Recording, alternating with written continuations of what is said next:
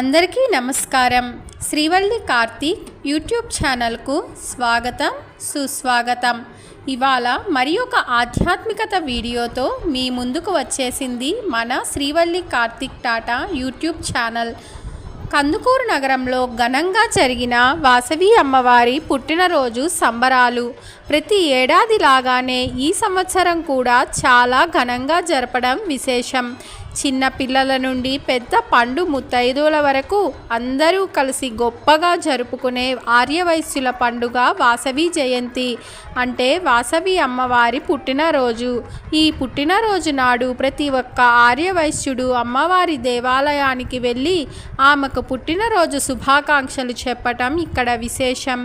ఈరోజు మహిళలందరూ ఎంతో భక్తి శ్రద్ధలతో ఇంటిని చక్కగా అలంకరించుకొని తాము తలారా స్నానం చేసి నిండు ముత్తైదువులుగా రెడీ అవి ఉపవాస దీక్షతో నిష్టగా కలశాలను పట్టుకొని అమ్మవారి స్మరణ చేస్తూ అమ్మవారి ఊరేగింపుతో ఎంత ఎండనక వాననక భరిస్తూ పాదరక్షలు లేకుండా భక్తి శ్రద్ధలతో జై వాసవి జై జై వాసవి అంటూ అమ్మవారి ఉత్సవ విగ్రహాన్ని ఊరంతా ఊరేగించుకుంటూ దాదాపు 1 నుండి 2 కిలోమీటర్లు నడుచుకుంటూ అమ్మవారి సన్నిధికి చేరుకుంటారు.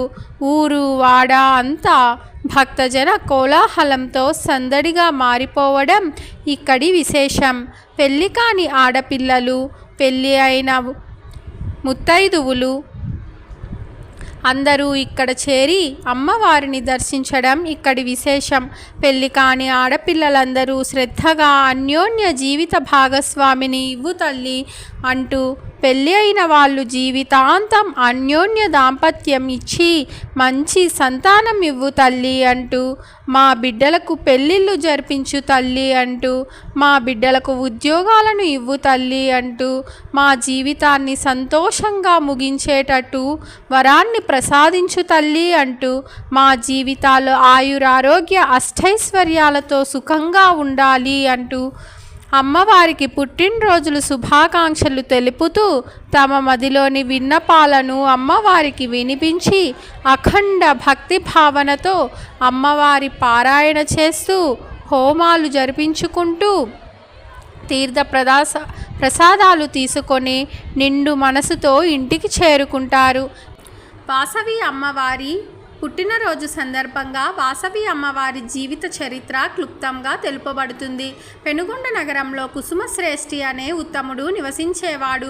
ఆయన సతీమణి కౌసుంబి సుగుణాల రాశి. పెళ్ళై చాలా కాలం దాకా సంతాన భాగ్యం కలుగలేదు. అందుకని కుసుమశ్రేష్ఠి యాగం చేశారు. యాగానికి సంతసించిన ఉమామహేశ్వరీదేవి హోమగుండంలో ఉద్భవించి 2 ఫలములను ప్రసాదించి కౌసుంబిని భుజించమంది.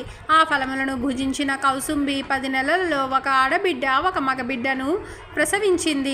పిల్లల జాతకాలను గణించి చూసిన జ్యోతిష్యులు ఉమామహేశ్వరి అంశతో జన్మించినందువల్ల ఆడ శిశువుకి వాసవి అని, విష్ణు అంశతో జన్మించడం వల్ల మగ శిశువుకి విరూపాక్షుడని నామకరణం చేయమని చెప్పారు. కుసుమశ్రేష్ఠి వారి సలహా మేరకు నామకరణం చేశారు. చూసిన వారందరూ ప్రశంసించేలా పిల్లలను పెంచారు కుసుమశ్రేష్ఠి. వాసవి విరూపాక్షలు యుక్త వయస్కులయ్యారు. ఆ సమయంలో ఉత్తరాది నుండి దక్షిణాదికి విజయయాత్ర చేస్తూ తన రాజధానికి తిరిగి వెళ్తూ ఆంధ్ర రాష్ట్రానికి వచ్చాడు రాజు విష్ణువర్ధనుడు. అలా వెళ్తున్నప్పుడు కుసుమశ్రేష్ఠి ఇంటి ముందు నిల్చున్న అపురూప సౌందర్యవతి వాసవిని చూశాడు.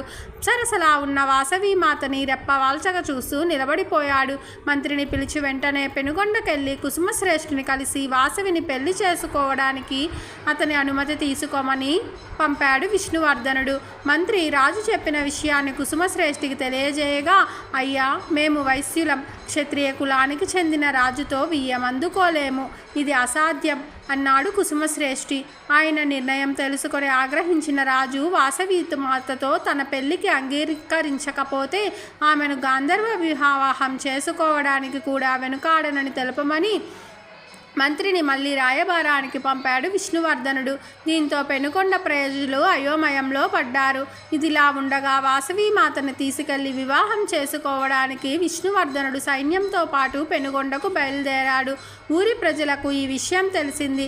ఈ వివాహాన్ని అంగీకరించమని కుసుమశ్రేష్ఠి అభిప్రాయంతో ఏకీభవించిన ప్రజలు ఈ వివాహం జరగకూడదంటే వాసవి అగ్నిప్రవేశం చేయాలని అన్నారు.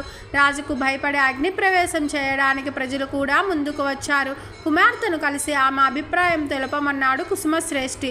తండ్రి, అంబిక అంశమైన నేను మానవ మాతృలను వివాహం ఆడలేను. అందుకే ఈ జ్యోతిష్యులు ఆనాడే నాకు కన్యక అని మరో పేరు కూడా పెట్టారు కదా. అగ్ని ప్రవేశం చేయడానికి నాకు అభ్యంతరం లేదు. అలా చేసినా నాకేం కాదు.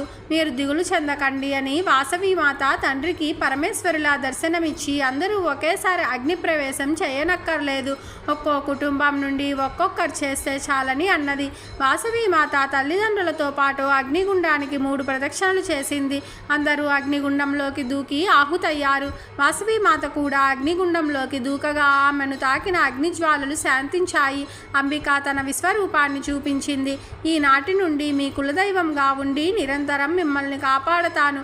నన్ను ఆరాధించి పూజించిన వారు అష్టైశ్వర్యాలు పొందగలరు. నన్ను కాపాడడం కోసం అగ్నికి ఆహుతి అయిన వారందరూ మోక్షం పొందుతారని తెలిపింది వాసవీమాత. విష్ణువర్ధనుడు పెనుగొండ నగరం సరిహద్దుల్లోనికి ప్రవేశించాడు. వాసవీమాత అగ్ని ప్రవేశం చేసిందని తెలిసి దిగ్భ్రమ చెందాడు. ఆ సమయంలో భద్రకాళి ప్రత్యక్షమై రాజును తన ఖడ్గంతో సంహరించింది. విష్ణువర్ధనుడి మరణం గురించి తెలిసిన అతని కుమారుడు రాజరాజ నరేంద్రుడు కృంగిపోయాడు. తగని కోరిక వల్ల తన తండ్రి ఆ అంబిక చేత సంహరించబడ్డాడని తెలుసుకున్నాడు. పెనుగొండకు వెళ్ళి వాసవి విరూపాక్షుణ్ణి కలిసి క్షమాభిక్ష పెట్టమని ప్రార్థించారు. విరూపాక్షుణ్ణి పెనుగొండకు రాజుగా పట్టాభిషేకం చేశారు. ఆలయ నిర్మాణం. పెనుగొండ ప్రజలు దేవి ఆజ్ఞ మేరకు వాసవి కన్యకా పరమేశ్వరి ఆలయాన్ని నిర్మించారు.